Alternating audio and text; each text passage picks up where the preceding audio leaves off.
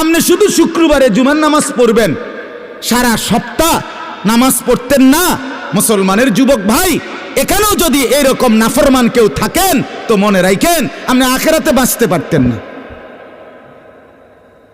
আপনি বাঁচতে পারতেন।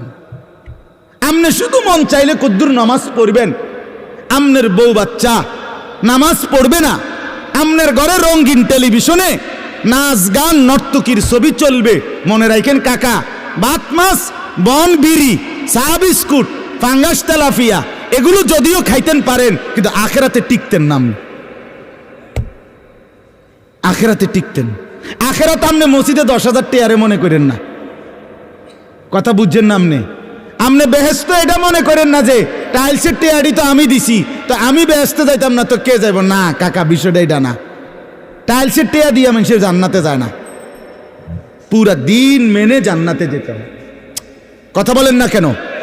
কি মেনে জান্নাতে যেতে হয়?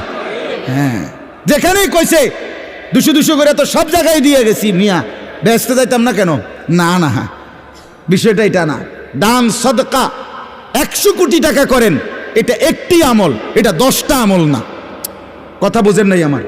দান সদকা এটা একটা আমল। তো নামাজ, রোজা, হজ, জাকাত, হালাল হারাম বর্জন, মিথ্যা ত্যাগ, চুরি ত্যাগ, জিনা ব্যভিচার ত্যাগ, মদ জুয়া সুদ ঘুষ, স্ত্রী বেপর্দা, ছেলে বেনামাজি, মেয়ে বেনামাজি, উপার্জন হারাম, ওজনে কম দেওয়া, ধোকাবাজি, প্রতারণা, এই সবগুলোর কাউন্টারে এ টাইলসের টেয়া নাকি?